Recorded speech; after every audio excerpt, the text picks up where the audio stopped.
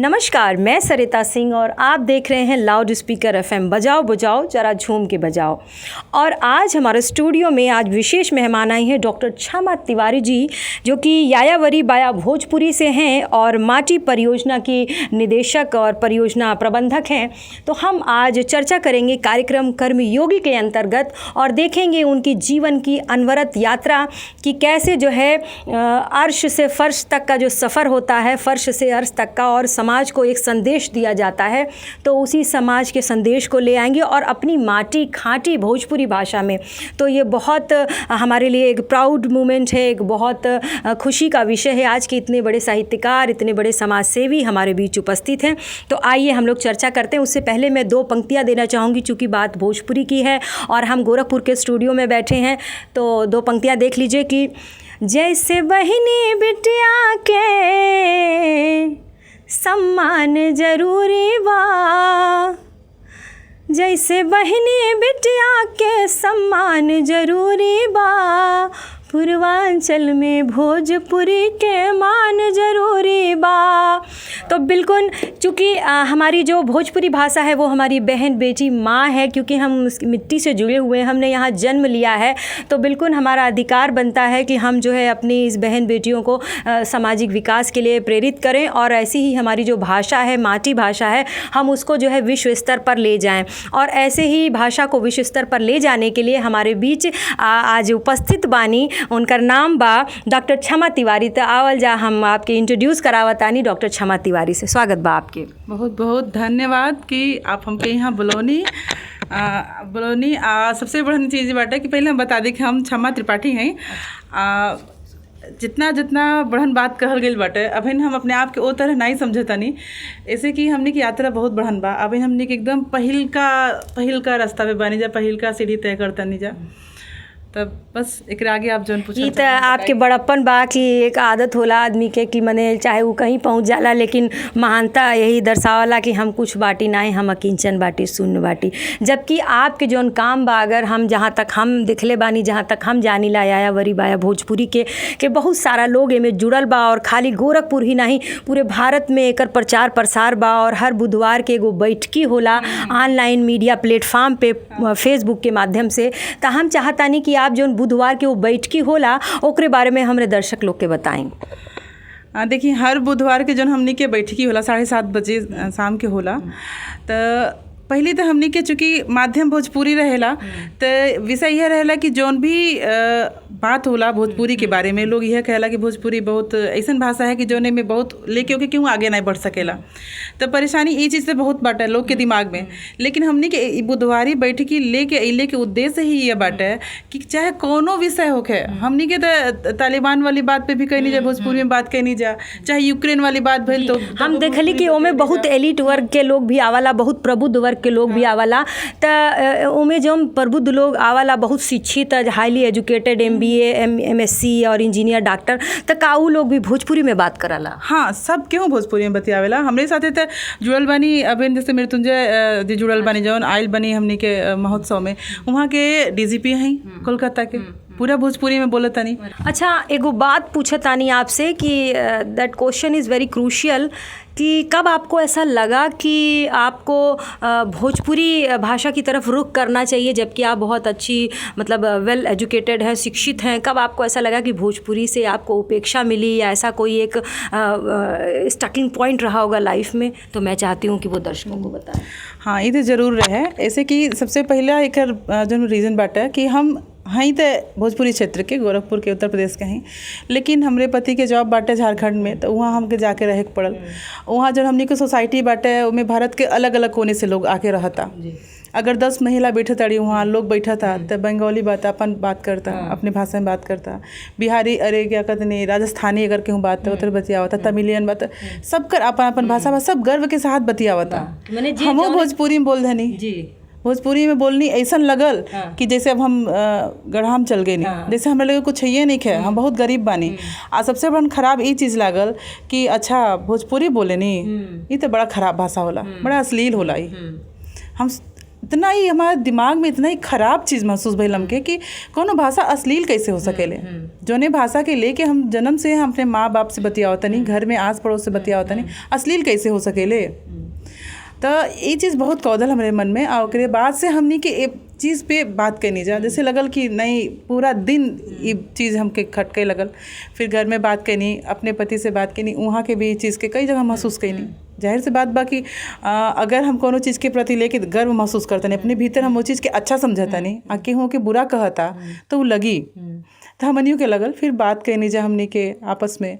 फिर धीरे धीरे चूँकि कोविड आ गई तो ऐसे तनी देर भइल, नहीं तो ये हमनी के 2018-19 के बात है कि हमने के एक कंटेंट कब आपके लगल कि एगो ऐसन चैनल होए के चाही, एगो ऐसन प्लेटफॉर्म होए के चाही जहाँ पे हमार तब विकास होके, लेकिन और जो नया पीढ़ी बा, नया लोग बा, उ लोग के भी विकास के और डेवलपमेंट के एगो सोच आपके मन में उपजल, और कब आपके लगल कि एगो यायावरी वाया भोजपुरी बने के चाही? अच्छा, तो देखिए कोनो चीज़ बनेला नया रूप सब सामने आवेला, ओकरे पीछे बहुत मशक्कत रहेला, हाँ संघर्ष रहेला।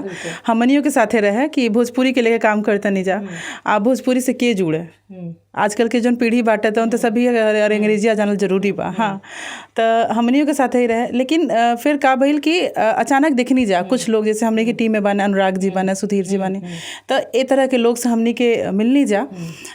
फिर हमने के महसूस भइल, अपने पति से बात करनी, वैभव त्रिपाठी जी से, गौरव सर के आप जानत हो कब, तो वहाँ के सब केहू इतना उल्लास के साथ इस चीज़ के साथ जुड़ गए कि ना ही कर ही बा कल जाए कुछ। तब हमने कही, क्योंकि मैंने ऐसा देखा कि आपके इस कार्यक्रम में बहुत सारे डॉक्टर्स हैं, इंजीनियर हैं, कुछ प्रोफेसर्स हैं, कुछ फैशन और कुछ मीडिया जगत के बहुत सारे लोग हैं। तो अलग अलग प्रोफेशन के लोगों को एक इस ऐसी भाषा में लाना जिसको लोग कहते हैं कि पर्दे के पीछे रखने वाली चीज़ है, छुपाने वाली चीज़ है, एक सोशल स्टिग्मा कह सकते हैं कि नहीं भोजपुरी बोलब तो लोग के लगे कि इनकर सोच, इनकर उठक बैठक बहुत पिछड़ा बा। क्योंकि आप देखिए ऐसे कि भोजपुरी कौन बोलता है, जो बहुत गाँव के लोग हैं वही बोलते हैं, लेकिन ये ऐसी एक सोच माइंडसेट है। तो इस माइंडसेट को कहाँ तक ख़त्म किया गया भोजपुरी वाया के चैनल के माध्यम से? हाँ, देखिए सबसे बड़ा चीज़ बात है कि जौन पहले एक ठो दिमाग में सबके रहे कि भोजपुरी सब कहीं यह सोचता था कि खराब होला, लेकिन ऐसा नहीं है। हमनी के सबसे पहले आप शीर्षक ही देखी जो हमनी के नाम रख ले बने यायावरी वाया भोजपुरी। एक मतलब का है खोज तलाश घूमकड़ी, मतलब ये नहीं है कि खाली बेकार घूमता नहीं, ये घूमले में बहुत कुछ के खोजल बा। हमनी के अपने भाषा के अस्मिता खोजता नहीं जा कि कहाँ बा जहाँ से ये खराब भइल, के कहल खराब, कैसे हो गई खराब। तो ये चीज़ खोजले में हमने कि ये देखनी जा कि ये ऐसा बिल्कुल नहीं कि खराब बा। अब भी बहुत लोग बा हर क्षेत्र में जे आगे चल गए, जे कुछ अपने जीवन में अर्जित कर ले बा, जेकर लगे पैसा के कमी नहीं है, जेकर लगे पावर के कमी नहीं है, लेकिन वो कहीं ना कहीं एक कमी के महसूस करता कि हमारी भोजपुरी भाषा है, हम इतना दूर तो आ गए नहीं, ओकर खातिर कुछ नहीं करत। ऐसा लोग हमने के खोज लेने जा।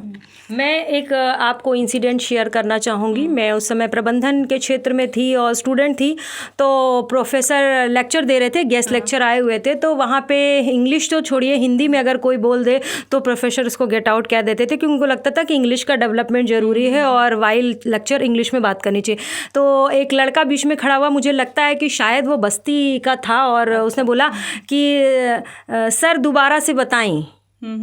तो सर को लगा कि वो कमेंट पास कर रहा है, तो उसे बोले कि तुम बाहर जाओ।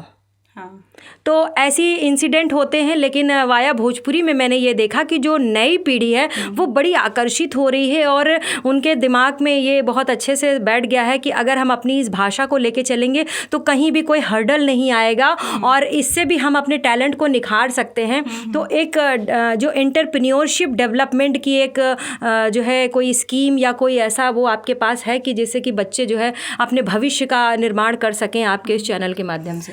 देखिए जैसे कहानी हमने के बाटे यायावरी भोजपुरी जन कहानी के जन एक ऐप बाटे, तो ओमे हमने के हर देश के अपने देश के अलग अलग भाषा के कहानियन के भोजपुरी में अनुवाद करनी जा। कितना लड़का लोग जुड़ल हो वो में, मने यंगस्टर की अगर बात करें, यंगस्टर 5-6 लोग बाटे लोग जुड़ल अपने हमने के साथ है जो आपके टीम में बा। हाँ, लेकिन हम राइटर्स के बात करतानी और जे मतलब जे लिखाला पढ़ाला उनकर संख्या आप बताएं। एकरे अलावा जैसे बाहर के लोग जो पहले से हिंदी में भी लिखा था, हमनी के ऐप के बारे में जानल, हमनी के प्रयास के बारे में जानल, तो अपने से भी लिख के हमरे भोजपुरी खरतीन देला। हाँ, एक ये चीज़ के बात बा। एकरे अलावा हमनी के एक ठो प्रतियोगिता करावें जा, अगर कल के अगर प्रोग्राम में रहल होखब तो देख ले होखब कि एक ठो बाटे कथाकारी प्रतियोगिता। तो ओमे जितना नवा लइके बाने कॉलेज में हर जगह, तो वो लोग अपने हिंदी में केहू लिखता, साहित्यिक तो बहुत सोच रखा था। आजकल के लइके बहुत सोचे ना, ये बात बा। हाँ, एकदम निठल्ले नहीं खे जैसे लोग कहेला।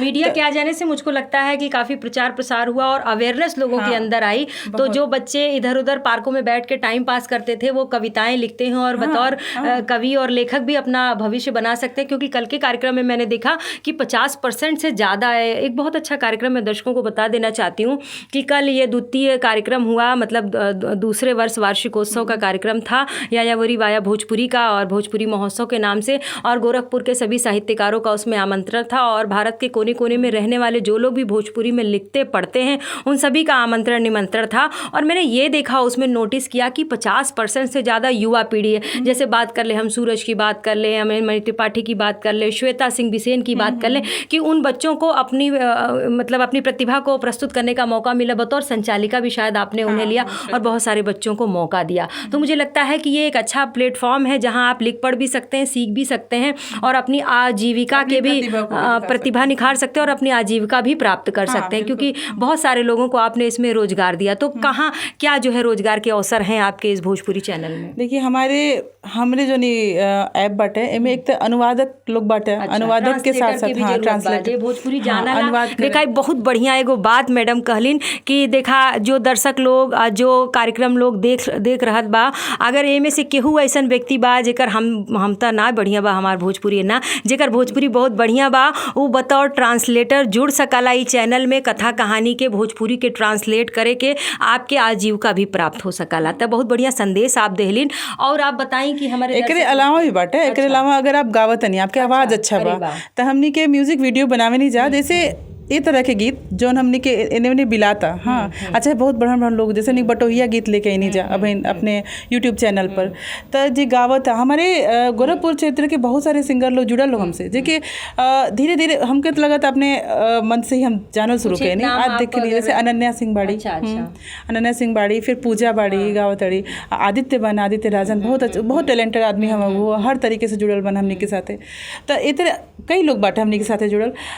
हम ई नहीं कहब खाली लड़की में जो शिवांगी पाठक बाड़ी, हाँ शिवांगी पाठक तो हमने के टीम में बाड़ी। हाँ, तो हम ई नहीं कहब कि खाली लड़का ही, हमरे शहर के और लोग के भी पूरा बाटे। जैसे हमारे साथे राकेश श्रीवास्तव जी बानी, हमने के शहर के, आप सब जानत होगा, वहाँ के भी सहयोग हमेशा रहेला। हाँ, फिर जितना और लोग भी बाटे, लगातार सबका सहयोग रहेला। एक प्रश्न और पूछल चाहब हम आपसे, और ये बहुत इम्पोर्टेंट क्वेश्चन बा कि अगर कोनो संस्कार के गीत के कुछ चाला या ऐसे पुरान गीत जो विलुप्त हो चुकल बा, ओके जनता से जोड़े के और जो भोजपुरी प्रेमी बा उन तक पहुँचावे के कुछ प्रयास आप लोग करत बानी, तो बताई दर्शक। हाँ, एकदम हमनी के जौन गीत गवनई के जौन एक ठो कार्यक्रम होला बैठकी, अच्छा, ओमे तो लाइव रउरे सुन सके नहीं, बहुत सारे लोग आवत है। मैनावती देवी के भी कई सारा गीत हमनी के हाँ मतलब रखले बनी जाए में।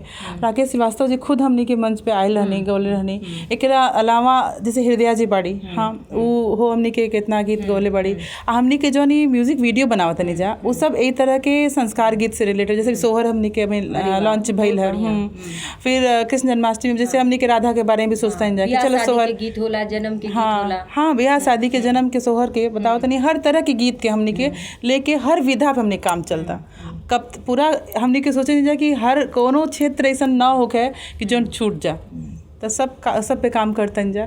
अब इन काल के हम पूछल हमसे, तो हम कई नाव के सवारी करतन जा, लेकिन यहाँ बात ही बाकी कई नाव के सवारी करे वाला एक के आदमी नहीं खे, हमने के सब जनी मिल के करतन जा, सबके हाथ में पतवार बा। मतलब कि संस्कृतियों का संगम जैसे हम कहते हैं, वैसे विधाओं का संगम है यायावरी वाया भोजपुरी की। इसमें बहुत सारी विधाओं को भोजपुरी भाषा में कन्वर्ट करके और उसको जो है सांस्कृतिक रूप देकर जनता तक पहुँचाने का एक प्लेटफॉर्म है, बहुत बढ़िया। और साथ ही साथ नए पीढ़ी को और जो बेरोजगार हैं उनको इसके माध्यम से अच्छा रोजगार का अवसर भी मिलेगा। तो ये बहुत अच्छी आपकी सोच रही। और चलते चलते बस एक दो बातें और एक कहना चाहूँगी कि 20 करोड़ भोजपुरियन के मन में उमड़ल आशा के जय, मने यायावरी भोजपुरी के अगर हम बात करी तो एकर उद्देश्य यह बा कि 20 करोड़ भोजपुरियन के मन में उमड़ल आशा के जय, और एक बार जोर से बोली ना भोजपुरी भाषा के जय।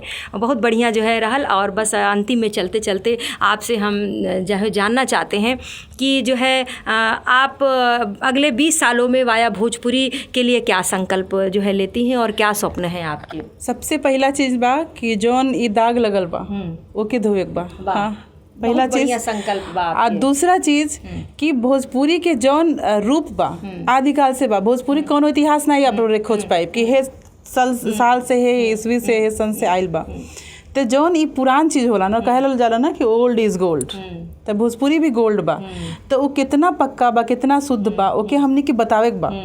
आ एकरे खातिर हमार नवा लोग, हमार पहले के जौन प्रतिष्ठित लोग बा भोजपुरी में, एक मोती भी जौन कह के गईनी, जौन रामनाथ जी कह के गईनी, वो लोग के संकल्पना कुछ रहे, वो लोग के कुछ सपना रहे, वो सपना के हमने पूरा कैले कोशिश। अच्छा, हम एक बात और चलते चलते पूछल चाहत बानी कि सरकार के आपके इस कार्यक्रम में या और सामाजिक संस्थाओं के क्या कोलैबोरेशन बा, का सहयोग बा? कुछ ऐसा आपके लगता है आप सरकार से कुछ सहयोग चाहत बानी तो वो हम दर्शक के अब डायरेक्ट हम सरकार के बात तो नहीं कहब, लेकिन बाकी बहुत लोग के सहयोग हमनी के साथे बा। अकेले कोनो काम नहीं कइल जा सकेला। जैसे कि हिंदी भी बहिन मतलब सूची में तो शामिल बा, लेकिन संयुक्त राष्ट्र संघ में हिंदी भाषा के ही मान्यता नहीं मिलल बा, तो हम भोजपुरी के सपन कैसे देख सकीले? तो आपके का लगला कि सरकार से आपके कुछ अगर प्रश्न बा, कोनो गुहार बा, कोनो मनुहार बा, कोनो एको बोलल जाला ओके कि आपके कोई संदेश बा या कोई डिमांड बा, तो भोजपुरी के लेके ओकर भाषा के संवर्धन के लेके तो आप बताएं। बहुत जरूरी है। हमने सरकार में देखी भाषा संवर्धन के एक अपना अलग ही वो होला। कहे से कि कोनो भाषा खत्म नहीं होके चाहिए, इस सरकार के काम होके के चाहिए कि हम जौने क्षेत्र में बानी विभाग बनल बा, जैसे पर्यावरण विभाग बनल बा, नारी विकास, बाल कल्याण विभाग बनल बा, तब भोजपुरी भाषा के विकास के भी एगो भी काम होला। विकास के एगो विभाग बने के चाहिए और ए पर काम होए के चाहिए, होके के चाहिए। और सबसे बड़ा चीज बाटे हम ये कहता नहीं कि अगर ये भोजपुरिया इलाका बा, यहाँ यूनिवर्सिटी बा, सब कुछ बा ना, तो कहे नहीं भोजपुरी के कोनो एक विभाग खुले, जरूर खुले के चाहिए, पाठ्यक्रम में शामिल होके के चाहिए, लोग के बतावे के चाहिए कि भोजपुरी में का बाटे। ये तरह से छोड़े के नहीं चाहिए भोजपुरी के, ऐसे कि भोजपुरी में बहुत कुछ बा, बहुत कुछ बा। तो सरकार से हमारी यह बाटे कहल कि एक अर्ज बा कि आप साथ दें, हमनी के साथ दें। का कहीं हम 8वीं अनुसूची में आए के बाद तो हम बाद में कह, पहले हमनी के ये कहल जाई कि आप जहाँ तक हो सके हमनी के सहयोग करी कि हमनी के योग्य हो जाए के कि लोग कुछ ना कहे ऐसा कि अश्लील बा कुछ बा, बल्कि एक बहुत प्रतिष्ठित, बहुत साहित्यिक भाषा है भोजपुरी, बहुत मीठ भाषा है भोजपुरी, ओके मिठास के बरकरार रखी कोशिश करी। और कब एक समय बीत गई पता नहीं चलल, आज इतना बढ़िया बैठकी भइल, इतना बढ़िया आज इंटरव्यू भइल, और मतलब आई वुड लाइक टू टेल यू दिस वाज very interesting interview and I really मतलब अप्रिशिएट दिस। और मैं बता नहीं सकती उस मोमेंट को जब आप आई थी स्टूडियो में, चूँकि आप बहुमुखी प्रतिभा की धनी हैं और इतना अच्छा टैलेंट आपका है और उतनी ही सकारात्मक मुस्कान आपकी है, मैं जिससे आप को मिलवाना चाहती हूँ आज, उनके लिए जो है 2 पंक्तियाँ दे रही हूँ भोजपुरी में कि राउर ऐती त अंगना आजोर हो जाइत, राउर ऐती त अंगना आजोर हो जाइत, हमर मन बाटे सांवर उगोर हो जाइत, आ जवन छैले अनहरिया के रतिया बाटे तवन रौरी मुस्कैला से भोर हो जाइत। तो आपकी मुस्कान इतना प्यारा बा कि जहाँ भी अंधकार रहाला वो प्रकाश में बदल जाला। अब बहुत बढ़िया ऐसे जीवन के प्रकाशित करत रहीं और आगे आने वाला पीढ़ी के भी ऐसे प्रकाशित करत रही, मार्ग प्रशस्त करत रही। और बहुत बढ़िया लगल, बहुत बहुत धन्यवाद आपके स्टूडियो में। आपके बहुत धन्यवाद दिल चाहता नहीं कि 90 लाउड स्पीकर के ए मंच पे हमके मौका मिलल कि हम अपन बात कही पौनी। आपके सवाल भी बहुत बढ़िया बढ़िया रहे, जैसे लगा था कि बहुत कुछ अब कहे के रह गई बटे। हाँ, तो बहुत बहुत आभार बा आप सबके कि हमके बोलौनी, आप इस तरह से हमरे बारे में सोचनी कहानी अच्छा लगल। बाकी जी हमने के सुनी आज हमारी बातें के गुनी जरूर मिली हमनी से, हमनी के ऐप पे आई सुनी, सब कुछ बताई जौन कहे बा। बस भोजपुरी के देखी, भोजपुरी के पढ़ी सीखी, भोजपुरी के आगे बढ़ाई, आई सबकर साथ और सबकर विकास मिल के करी। और यायावरी भोजपुरी चैनल पे आपके स्वागत बा और आप देखत रहली लाउड स्पीकर FM 90 FM। बजाओ बजाओ जरा झूम के बजाओ। धन्यवाद।